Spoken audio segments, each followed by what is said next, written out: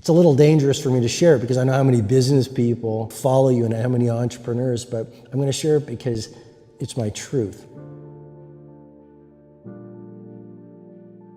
The key piece is this. A lot of business builders, a lot of athletes think that it's work harder to achieve more. Well, that's been debunked by science. People's phones are costing them their fortune.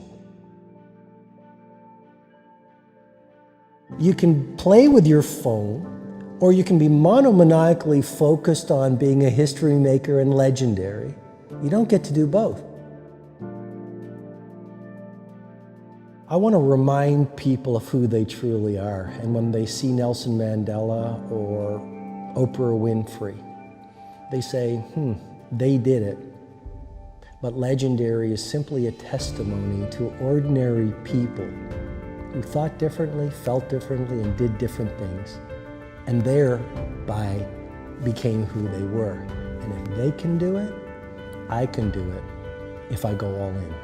The human brain has a phenomenon called transient hypofrontality. The neocortex, as you know, it's the seat of thinking. It's our monkey mind, it's all the chattering, it's the stuff that says, Tom, you can't do it, Robin, you can't do it, what would they think? What if I fail? What if I get laughed at? That's all the neocortex. It's the crown jewel of brain development. Not our primitive brain, crown jewel.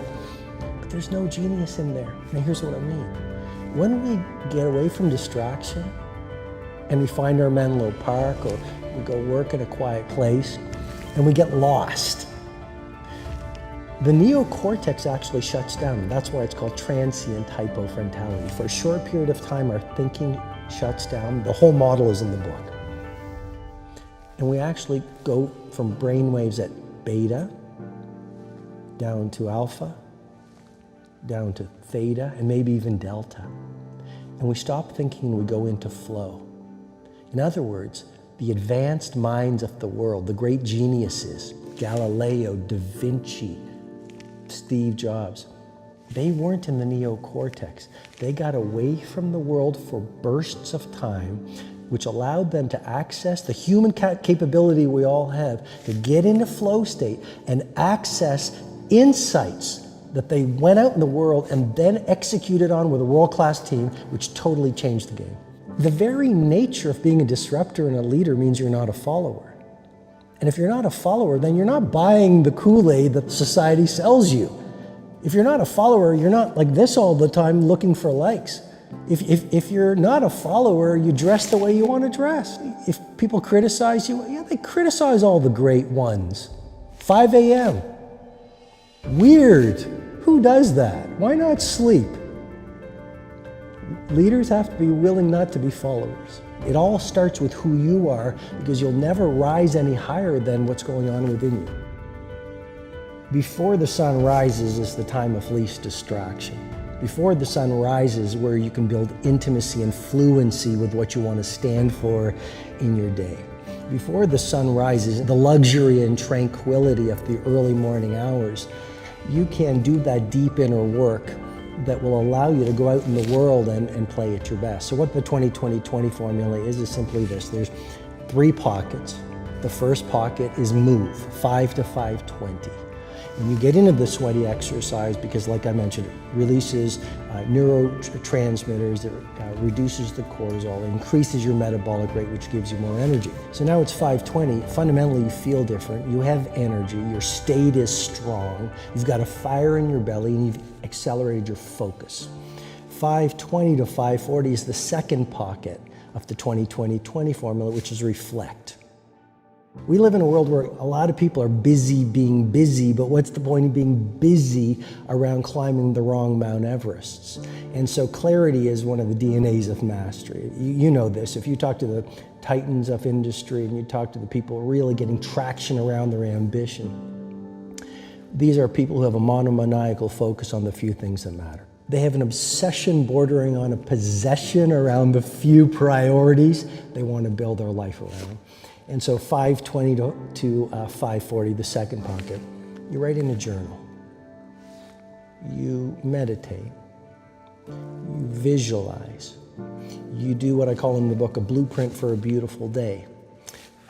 Or you just sit in solitude and you think and you ponder and you reflect. And then the final pocket is 5:40 to 6 o'clock, and this is the victory hour.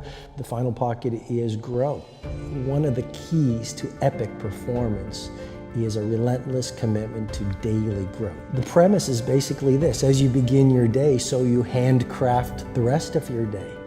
And if you have consistently great days, you're gonna have consistently great weeks, quarters, a year, and a lifetime.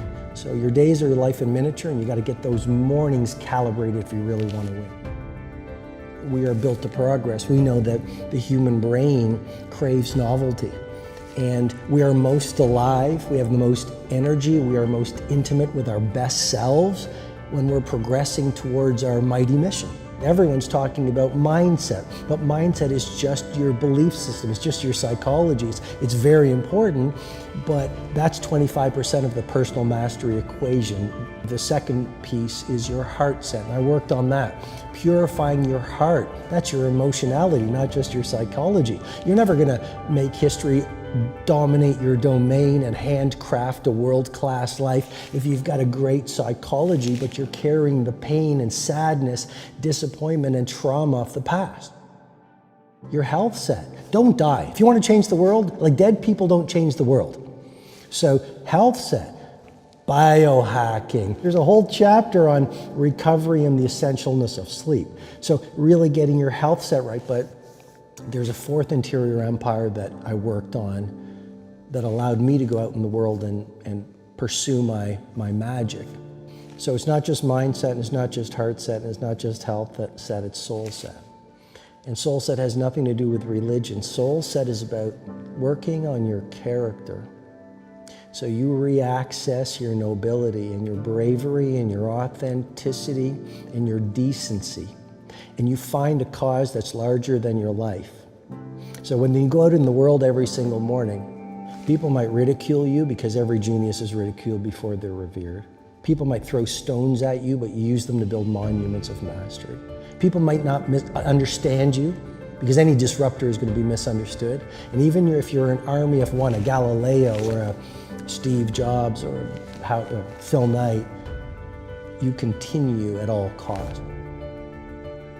I think what's happened on the planet right now is there's been a great seduction and a great brainwashing. When we are kids, we want to be astronauts. We want to be billionaires. We want to be history makers. We want to do all our dreams. And we stand in awe and wonder, and we're full of curiosity, and we're loving, and we're passionate, and we're strong. We're not afraid to be ourselves.